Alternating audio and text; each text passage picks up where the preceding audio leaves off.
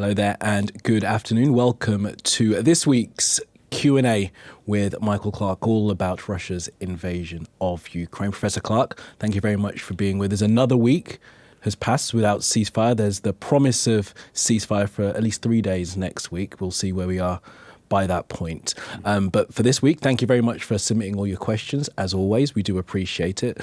Lots of really good ones again. And of course, if you are watching us on the app or even on YouTube, do submit a question as you're watching along, and we'll try and get to it if we can. Professor Clarke, always willing to answer questions on the fly. And because it worked so well last week, we're going to do another quick fire round, Michael.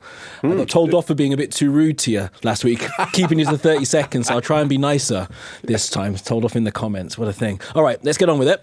The first question here from a handle I think we can all agree with. Hope things will get better soon. The question here is about Belarus. Zelensky has said Russia is preparing something in Belarus. What could this be? Yeah, I mean, it may be a northern offensive, which the Russians are thinking about. It won't almost certainly be Belarusian troops. Belarusian troops have never been involved in this war directly. But the original invasion in February 2022 was launched largely from Belarus. I mean, that was about a third of the front, and they came over the Belarusian border. Didn't do them a lot of good, incidentally, because they're in the Pripyat marshes as soon as they came over in February. But the Ukrainians have been saying for a while now that the Russians are preparing quite a big northern offensive in Kharkiv, and then, which is the Russian border, and then a bit further west across the Belarusian border. It's not clear whether that's really going to happen. The argument is that the Russians have got 65 to 70,000 troops there. But they normally have quite a lot of troops. That's part of the Western Russia region. And, of course, they had 50,000 troops in Kursk in fighting to regain Kursk, which they now almost certainly have completely done. So we'll see. It is now the campaign season. The weather is favourable to this. So if there's going to be some sort of push from either Kharkiv or Belarus across the border into northern Ukraine, which would open up a new front altogether and threaten Kiev again, that's plausible, but I have to say, I don't see in my material, I don't see those troop concentrations quite with the obvious intent and preparation to move across the border. But these days, the technique is not to mass your troops, because if you mass them, they can be attacked pretty easily with missiles and drones. So you've got to keep your troops dispersed and bring them together very quickly and then move quickly. Yeah. So far, the Russians don't look as if they're about to do that, but that could change in a matter of days. Right. If we start to see forces come together and then they're off within 24 hours after having, as it were, coalesced into core-sized units. So Zelensky, speaking at the 3Cs summit just in the past days, has said, look at Belarus. This summer, Russia's preparing something there under the guise of military exercises, and it's going to be Zapad 2025, which is the military exercise between Russia and Belarus. The last one in 2021, when they had 200,000 troops there for these military exercises, ostensibly, of course, was just 6 months or so before they invaded in February 2022. Right. And they'll do the Zapad exercises again. It means West, right? Zapad. That's right. Yes, the Western preparation exercises. But the issue is whether the Russians have got enough troops that they can put into this sort of thing. We knew that they were preparing it. We've been saying now for over a year, spring 2025 is the earliest time that one side or the other might be able to launch a strategic offensive. So the Russians, working on Belarusian territory, will certainly bring troops to an exercise, but whether they will become assault troops is still not clear. It's plausible, but I wouldn't say it's not the most likely thing to happen at the moment. Just a final thought on it then. I mean, we saw how they failed. As you said, they went straight into the Pripyat marshes in the first attack there. What will they have learnt from that, and is that still the best salient for them to attack from, even? Well, their best way of getting to Kyiv is actually via Kharkiv, to Kharkiv and Sumy, up in the northeast. If they come directly south, which is what they tried to do, that's where they got into a mess. But partly that was the time of year. So it was 22nd of February, 2022, when it was still in the winter, it was still very wet, and that great convoy, remember this enormous convoy? And everyone was saying this convoy went to the west of Kiev and then it didn't do anything.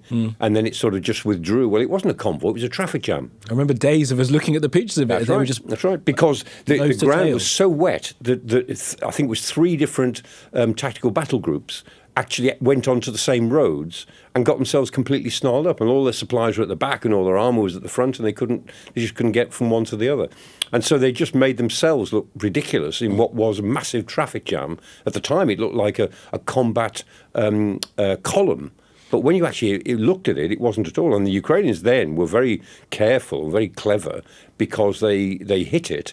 They didn't go for the armour, they went for the fuel trucks and the ammunition trucks. They hit all its supplies, so it just got stuck. Wow. Is that when they started using the NLAWs? Yes, that was the NLAWs, the British anti-tank weapon, which was very good, and it really made a difference. And they just picked them off. The Ukrainians just picked off the vehicles that made a real difference. And that convoy was just a pointless military exercise. It went terribly wrong. I mean, the Russians, I have to say, are far better now than they were then. They've learned, as all armies do, so they won't make that mistake again. But I mean, they still, to my mind, they still can't put together an aggressive combined arms operation for an offensive, a really sort of strong offensive, because that's just not the way they do things. They're on their third army now. You know, they're into the third iteration of their army. And after very basic training, all these soldiers are going straight to the front lines, to frontline units, where all they're doing is conforming to the old-style Soviet battle plan. Which is what, wave attacks? Putting wave attacks in and just pushing people forward, using people letting people get shot.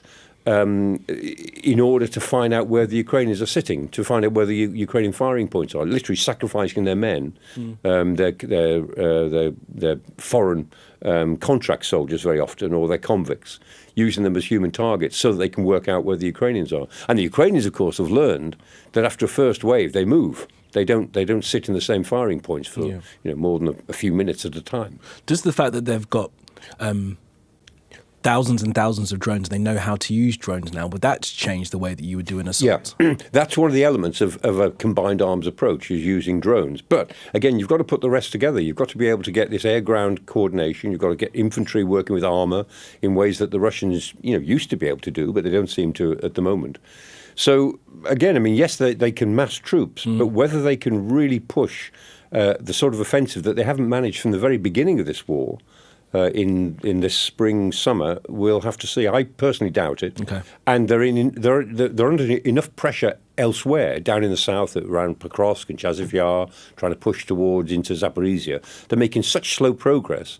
I think that the troops they've got and the units they've got, I think they'll be putting them down there to make more progress, where they've been sort of pushing away all during the winter without much success, or very marginal success, at very high cost. So I think they'll feed them in down there, rather than open up a completely new offensive area, which does have the capability to go wrong. Absolutely. Definitely want to watch, though, I suppose, when those drills begin, because we'll have oversight when we'll be able to see where they are. We'll see it and how quite many there are. soon. If it's going to happen, something will happen, because the weather is now favourable to it. But we'll see what it is. Okay. All right. We'll park that there, like that column was parked on that road on the way into Kyiv. And we'll move on to this question here from Sean. What are Professor Clarke's views on the images we saw over the weekend at the Pope's funeral? This is, of course, that amazing picture of President Trump and President Zelensky sitting just meters apart on those little chairs. On those little chairs you might have a wedding or something, in deep conversation. But the extra point that Sean wants to make is, what can we learn from Macron not being involved? I did hear some reporting that he was meant to be part of the talks and then wasn't. I think he brought them together and then... Yeah, the dynamics of this are quite interesting, because as groups were walking through the Basilica, these chairs suddenly appeared, and Keir Starmer and Prince William were walking toward it, and Prince William very constitutionally thought, I better not be part of this, and he walked away. Keir Starmer sort of didn't go too close towards it. Macron saw the American and Ukrainian presidents coming together, and he went towards them and started to talk to them. And he sort of vigorously shook hands, and he hugged Zelensky, and he shook hands with Trump. And Trump apparently told him, according to the lip readers who've been through this, Trump said, you shouldn't be here, you need to go. And Zelensky nodded, and so Macron sort of melted away. And then one of the clerics took one of the chairs away. So then there were two chairs, and they sat there in front of the baptismal chapel, St. Peter's baptismal chapel, toward the end of the basilica, and they leant together in the most intimate sort of diplomatic meeting you can ever imagine. In the world, in the world of diplomacy, you don't get sort of meetings quite like that. I thought they were going to kiss each other at some point. They were very close. It was strange. However, that 15-minute meeting, let's say it's the Basilica moment. And how does that compare with the Oval Office moment of the 28th of February?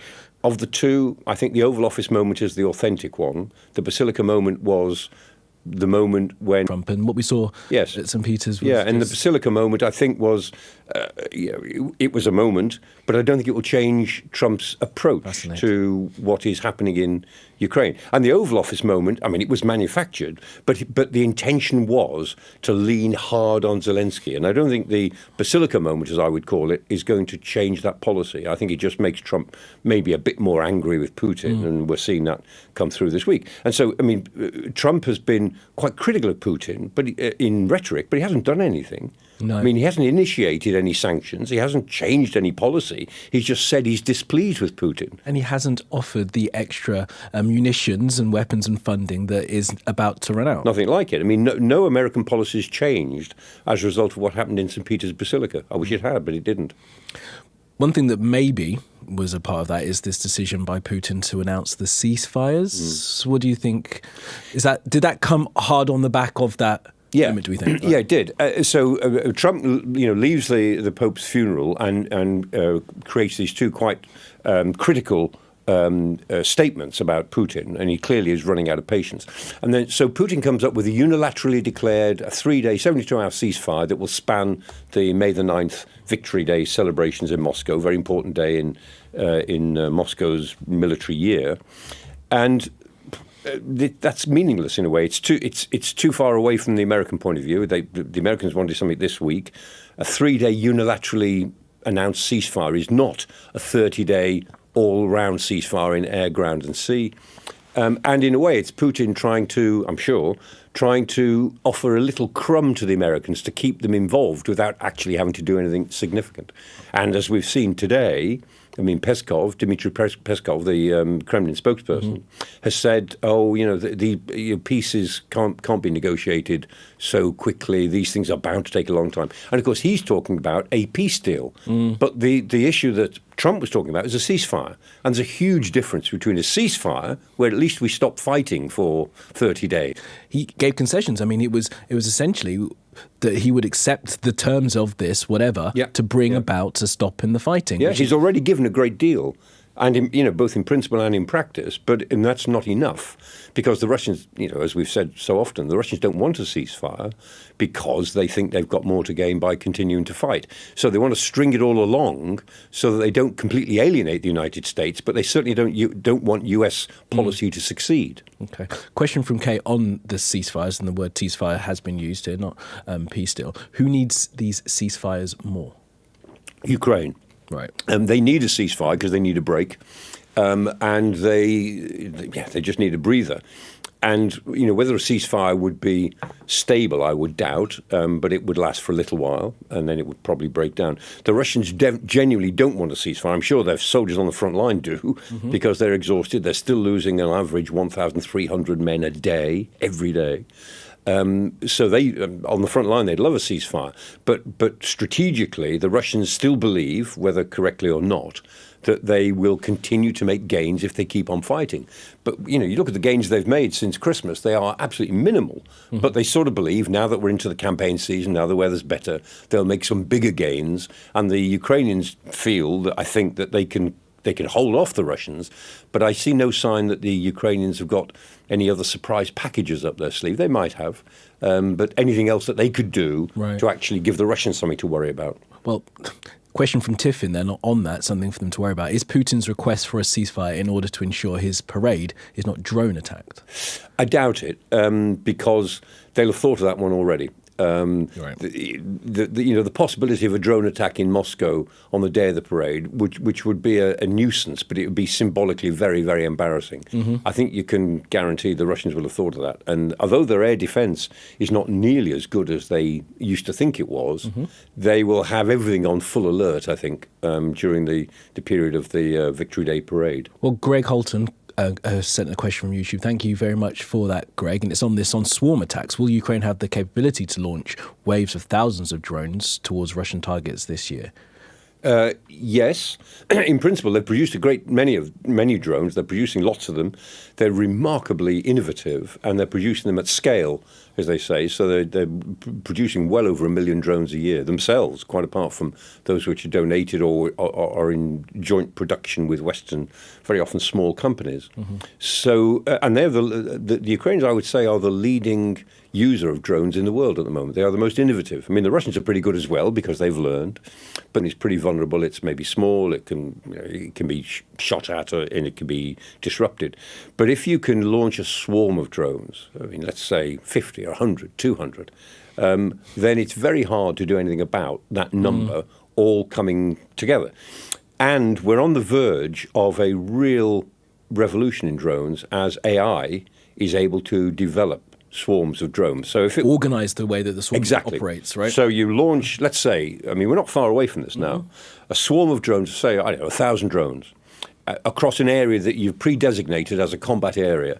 And the drones are able to, in effect, talk to each other to find their own targets, to work out how to attack the targets, which groups to use. I mean, the Ukrainians have already done a bit of this in the way that they've attacked ships, because they've used some of their Sea Baby drones in 3 groups, where one group attacks a ship from one side, another group from another side, another group holds back. And they've worked that out themselves. They're not being directed from 300 miles away. They're programmed to work out the best way to attack the ships. And these sea drone babies have been remarkably effective. Sorry, when you say programmed, so they've got predetermined waypoints, or are they actually working things out as they're going along, seeing where the target's moving to? Yeah, they're working out for themselves. I mean, this is autonomous warfare, and of course people get very worried about this because where's the ethical element in it? Where's the human in the loop? Well, there's always a human in the loop, but the way it would work, or the way it does work, is that the commander would say, all right, for the next 6 hours, this zone of 3 kilometres by 3 kilometres is a free fire zone. Everything in that zone is hostile, is what you might say. Or everything in this zone apart from that building and that building is hostile, and we'll let the drones work out the best way to attack them. I mean, this is already being done in air defence, because now, air defence has to be so fast, particularly on ships. So a missile launcher has to swing around to defend against, let's say, 10, 12 targets at once. You can't let somebody in the control room work out which target is closest. The system has to work it out. Right. So you turn the system on, and the system works out its own priorities for which targets to go for first, and to identify which are the incoming missiles which are really dangerous, and which, say, incoming drones are less dangerous. So, how do you prioritize? You don't just go for the one that's nearest. You go for the one that's the greatest threat. So we already live in the era of autonomous warfare. And that's about to become a much, much bigger area of war.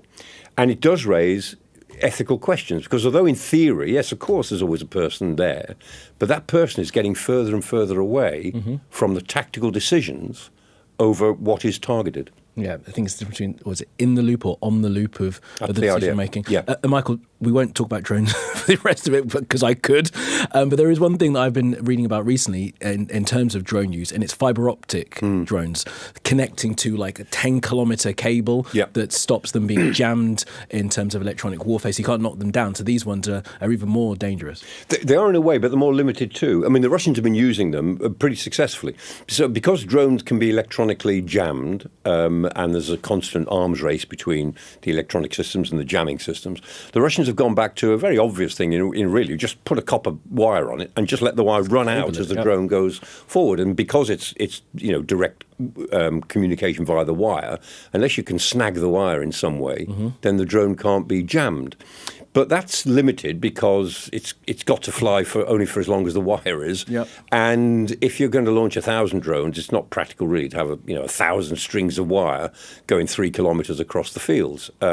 So they are very effective in close quarter drone operations, and they have been effective, and they've really hurt the Ukrainians. But there are ways of getting around that. But there's, to every offence, there's a defensive counter if you can come up with it, and if you can afford to do it in time. You get it there in time and get it in the right place at the right time. Yeah. And also practicability question, Michael. I suppose you wouldn't have thought it was practical. many of the innovations that we've seen in this war in the early stages that now are just normal. I mean, I don't know about this sort of first-person view drones and whether or not that was going to be drones, completely. You would have thought at the beginning of the war that was going to be something that was so vital, because things move on so quickly. Yeah, I mean, to begin with, the drones in the war were, the Bayraktar drones, the Turkish Bayraktar drones were very effective, but they're just like small aircraft. I mean, they more or less the size of an aircraft, dropping or firing missiles at tanks, which are very effective. And then these FPV drones are literally hobby drones of the sort you could buy from most supermarkets, basically.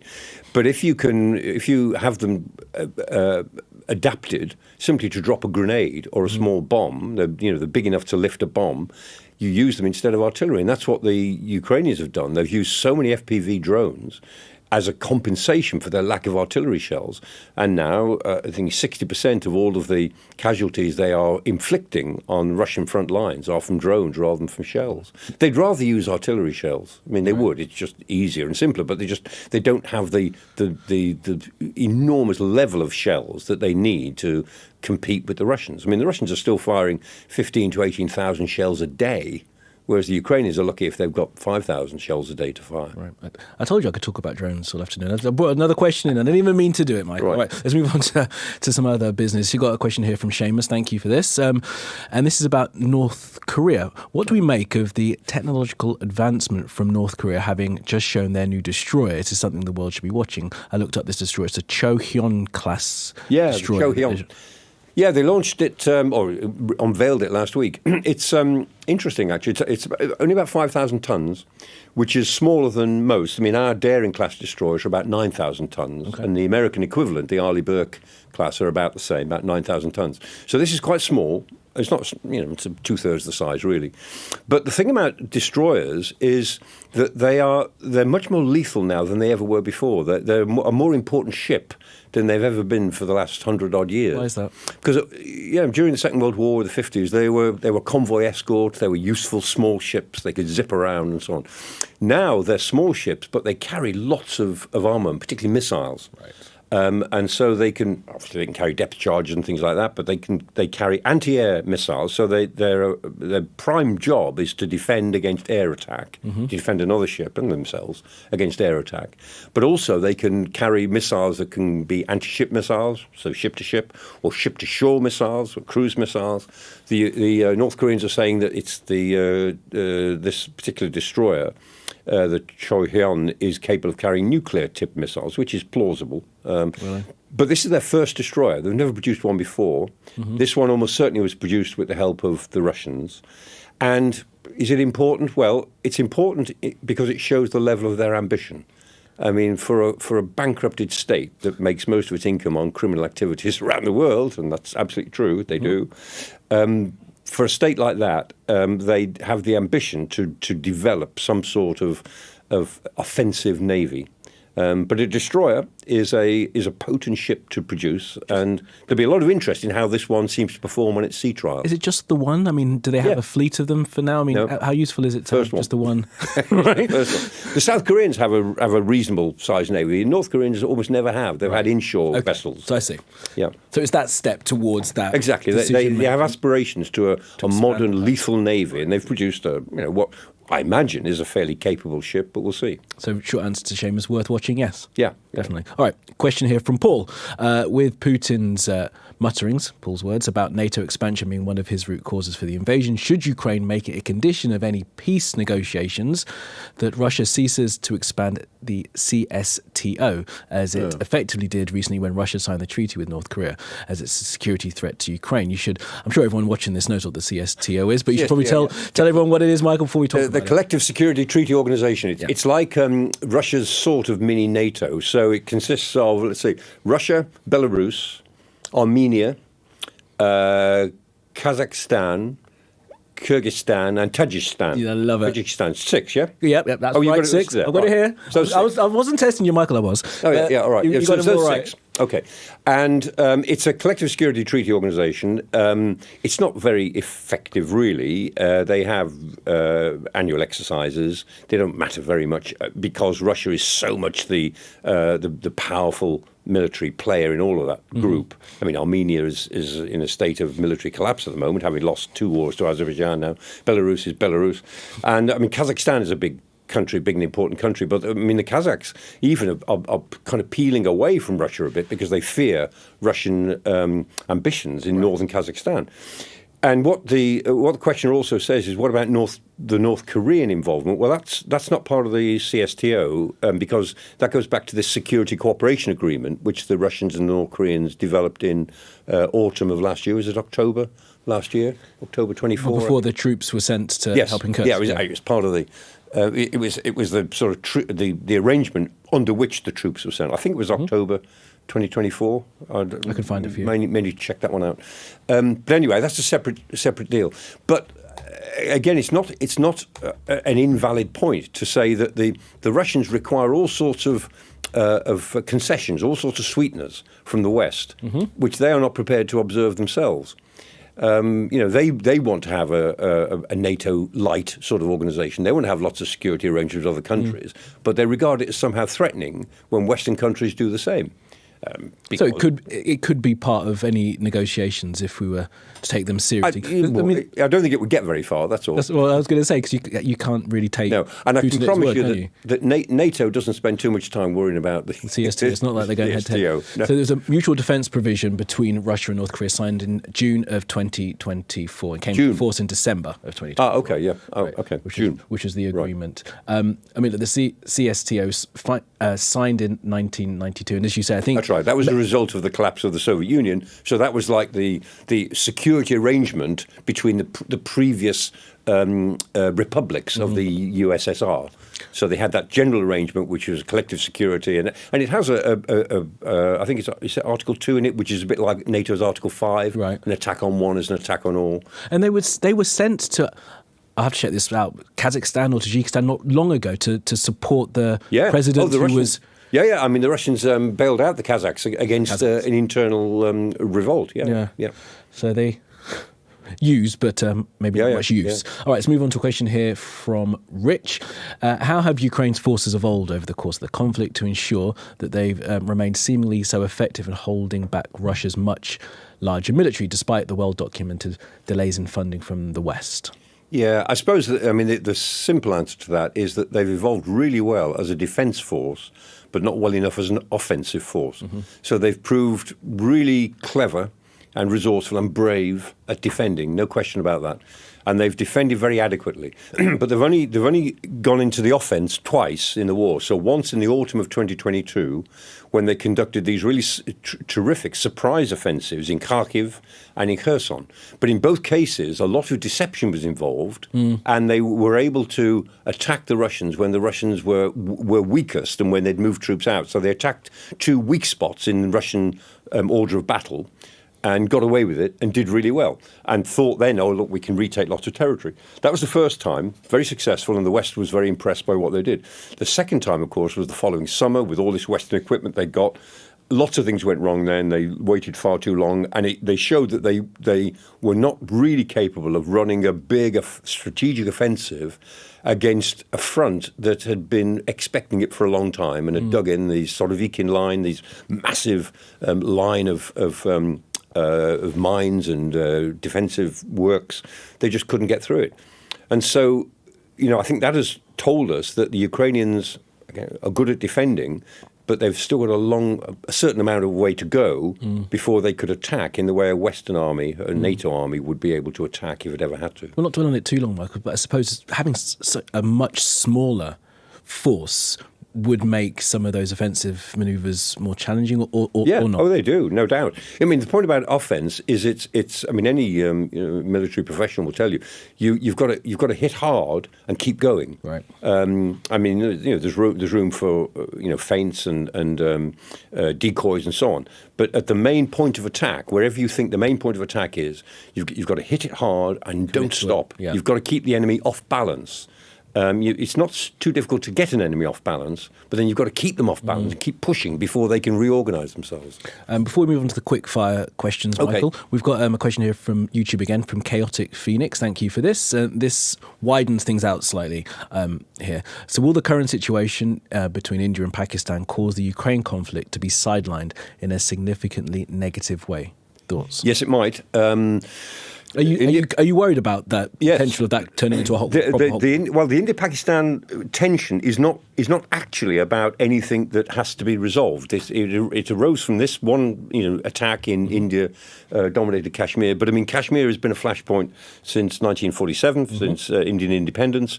It was largely blamed on Mountbatten, the last Governor General of India, who made the wrong decision for all sorts of reasons I won't go into. And Kashmir, podcast on that. yeah, and Kashmir has been a real problem between India and Pakistan since. If this becomes a shooting war, it'll be because both sides are prepared to push it to one. They don't have to. They don't have to go to war over this. They really don't. They can bury the whole thing because it was a really nasty incident, which doesn't have to be escalated. One side has not attacked the other. One side has not invaded the other. The Indians are blaming the Pakistanis for not doing enough about these different groups, and nobody still knows who was responsible for this. Lashkar-e-Toiba LET is still the group that is in the frame for it, but we don't know. But it doesn't have to become that. If it did become a shooting war, then yes, it will take a lot of the attention away from the immediate events in Ukraine, because India and Pakistan are both nuclear powers. Yep. And if they then go into, I think, a fourth significant war with each other, then it would be different to the previous three. It certainly would. I mean, as you say, nuclear armed. And we had the defence minister on with our colleague Yalda Hakim just over a week ago, talking about there will be a full response from Pakistan if there will be. To attack. But I mean, that's what's so frustrating about this. There doesn't have to be. There absolutely doesn't have to be. Nobody's national interests are at stake. But rhetorically, they're both sides talking themselves. They simply have to deal with this really nasty incident that neither government is fully responsible for. Right, let's move on to the quick fire, Michael. As you say, park that one because we could definitely do a whole we'll series probably come back to that on one. that. I think so. All right, move on to the quick fire. Stoopy. First question: is there a weapon within the British arsenal that could at least clear pockets of Russian soldiers from Ukrainian territory? Something more effective than Storm Shadow? No, not in the British infantry. Okay, we've said that our best. Yeah, I mean, that's the best way of and Storm Shadow is against installations, not against personnel. The anti-personnel weapons we've had in the past include napalm, of course. We don't have it now. Yep. We do have, but the Ukrainians have developed their own version of napalm, and they've used it in some of the wooded areas. It's like phosphorus, and they've trailed it across trenches, and it just burns. Nasty stuff. Yeah, I mean, on the battlefield, there's an ambiguous legal status. It's absolutely illegal to use in any civilian areas. But the Ukrainians have developed a certain amount of it. We've seen it, but they've not used it so extensively because it's not that easy to get over the trenches. That sort of the ability to kill a lot of troops who are dug in really requires aircraft or helicopters to get over the top of them, and that's a very dangerous thing to do. It is the quick fire, but I want to do a quick follow-up because there are reports that the Russians are using like a tear gas, CS-type gas. Oh, they are, no, CS gas they do. And again, on the battlefield, that's illegal. Yep. You can use CS gas against riots in your own country because it's under certain regulations. But on the battlefield, A, it can be used in very high concentrations, and B, CS gas has the effect of forcing people out of their trenches and buildings, and then you shoot them. And so it is actually it's a banned weapon of war, interestingly, CS gas. And the Russians are using it very extensively. So, right, move on to the next question here from Kevin. After World War II, the UK paid reparations to the USA for decades to pay back munitions, etc. Will the same apply to the aid that we in Europe have supplied to Ukraine to quite rightly support them during their invasion? It doesn't have to, no. I mean, what the Europeans have provided for Ukraine, and the Americans too, until the Trump administration, who are still ambiguous about this, was a gift. It was a gift in a common cause of defending liberal democracies against naked aggression. And that's as it was in the Second World War as well. Lend-Lease, to begin with, was a mixture of gift and loans. Then some of them were converted into loans. And I always remember the figures that Lend-Lease, the Americans lent Britain the equivalent of $31 billion that was in money then, which is about $750 billion now, about $750 trillion worth by modern standards. And we didn't finish paying for it. We paid it back it was 2006, famously, was the time when we finally paid it all back. So yes, that could be done. And there are all sorts of schemes which are mooted and which we may now come back to say, why don't we lend Ukraine a huge amount of money, let them develop whatever they want, and give them 50 years to pay it. I mean, we spent over 60 years paying back our debt for the Second World War. Yep. So we were gifted a lot of stuff, and we borrowed a lot of money. It took us 60 years to pay it back, and we were fighting for our lives. That's the scale of the challenge. I suppose this would be outside any of the 300 billion of Russian seized assets that could be used as well. Yeah, I mean, that could be used. I mean, 210 billion of that 300 and odd is sitting in European banks, most of it in Belgium. My view is give it to the Ukrainians. I mean, it's legally challengeable, and there's a legal argument both for using it and not using it.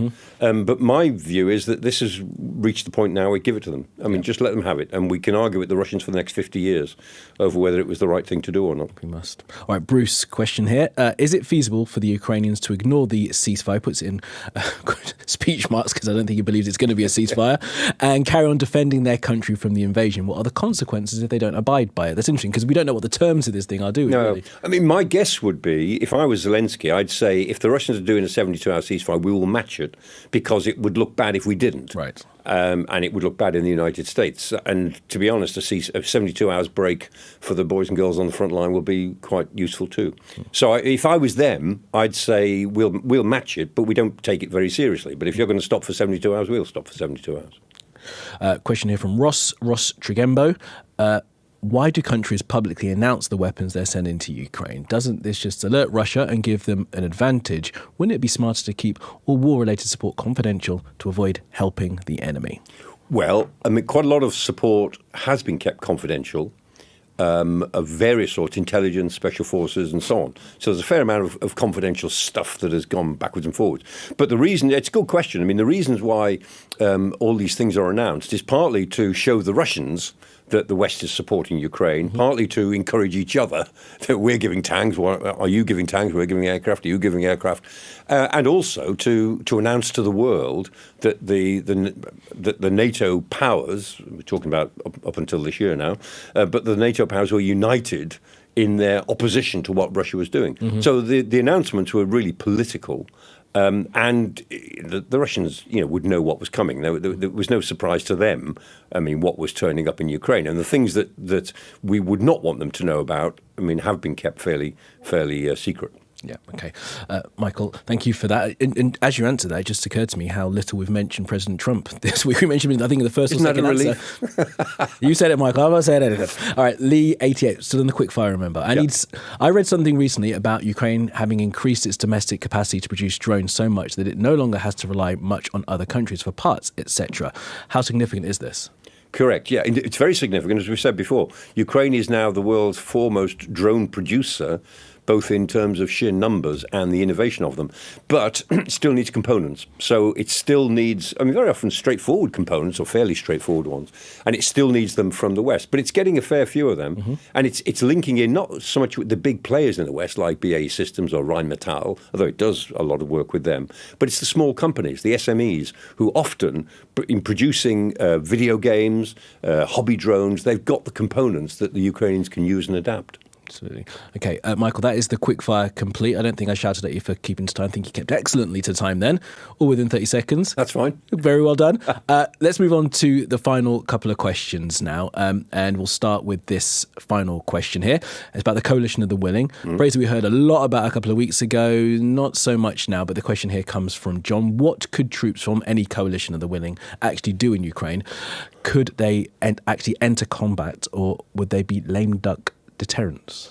Yeah, that's a big question now, because if it looks as if a ceasefire is not going to take place, and that's how it looks at the moment, then what this Coalition of the Willing could do is very limited. First of all, if there were a ceasefire, then the Coalition of the Willing would have to be big enough to make a difference. and it would have to be bigger than reportedly it can be. I mean, we're talking about 50, 60,000 troops. Latest reports are that the Europeans between them would be lucky to be able to put together 20 or 25,000, but we'll see about that. But if there is no ceasefire, the thing that they're most likely to do is to take their training missions and do them in Ukraine. Right. Rather than bringing troops here. Exactly. We'll train them there. Rather than the Interflex operation, which we run here at certain bases in Britain, would actually take place in Western Ukraine. And of course, to a degree, they'd be vulnerable because the Russians might target them. But they'd be, somewhere around Lviv or, quite near the border. And it'd be the symbolism of having Western troops, as it were, helping their friends in Ukraine. Would it make any difference to what happens on the front line? Probably not. And I think the issue, in terms of Western coalition of the willing, it's more likely to be more effective if we're talking not about troops on the ground, but maybe an air defense zone. Right. Or an attempt to maintain some sort of either ceasefire or status quo in the Black Sea. Yeah. So maritime and air is possibly more plausible than anything the troops on the ground might be able to do. Going to my notes, John Healey just last week said, secure the sea, I think, and make safe the sky. Words to that effect, right? Keeping the corridor, Ukraine's corridor open from Odessa and Chornomorsk down to the Bosphorus. I mean, that corridor is open now, but it's obviously quite dangerous. But making it more secure with Western it would be air power, really, because we wouldn't be able to send any warships into the Black Sea unless Turkey allowed it, which they probably won't. But nevertheless, helping to keep that corridor more secure would be a useful thing for the Ukrainians, and it would be a message to the Russians that we're not backing off. Okay. Final question, Professor Clarke. Appreciate it. As always, this one comes from Wajil90. In what capability areas does Professor Clarke think European states are most lacking? And if he were to spend the €150 billion rearmament fund, what would he prioritise? Yeah, no, you're absolutely right. The €150 billion rearmament fund in the EU is only the first instalment. The bill that they think they need to meet ultimately will be $800 billion. That was the first idea. Wow. But there's a $150 billion fund now, which can be drawn upon, and Britain thinks that after we have a security treaty in next month with the EU, if all goes well, then we'll be part of that fund. It would make no sense if we weren't, because the Europeans need, or other European partners need, British expertise when it comes to security and equipment. What would I spend $150 billion on if I could? Two things, basically. One is to make up the gaps that have opened up over the last 10 or 15 years in everyone's defences, the worst gap. So we need more of everything, more sustainability, more ammunition, more logistics and backup. So you've got to spend quite a lot of it on that. But the other thing is that you've got to balance that against transformational technologies. So you've got to be prepared to retire things early, to retire systems that are going to go out of business by the 2035, get rid of them by 2028. Don't let them go to the end of their life, and then work to replace them with the new technologies of robotics, of electronic, the whole electronic spectrum, of advanced computing, and of it's called C4ISR, C4I-STAR, which is C is command, control, computing, and command, control, computing, communication. Excellent. That's C4. C4s. And then I-STAR is intelligence, surveillance, target acquisition and reconnaissance. There'll be a quiz after this for you guys. C4 I-STAR. And there's a whole suite of technologies which are pretty expensive, but if you get them right, then that gives you the ability to organise the sort of battles that we talked about earlier on in our conversation. So yeah, I'd spend some of it, quite a lot of it, on making good the lack of sustainability, and I'd spend then another portion of it, up to a third or maybe more, on the new technologies of, let's say, C4 I-STAR.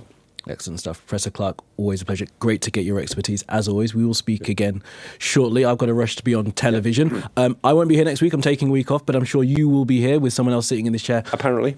Yes. And we do thank you again for all of your questions. Submit them again for next week, and I'll see you in a couple of weeks' time. Professor Clarke, it's always a pleasure. Thank you very much for being with us. Thank you.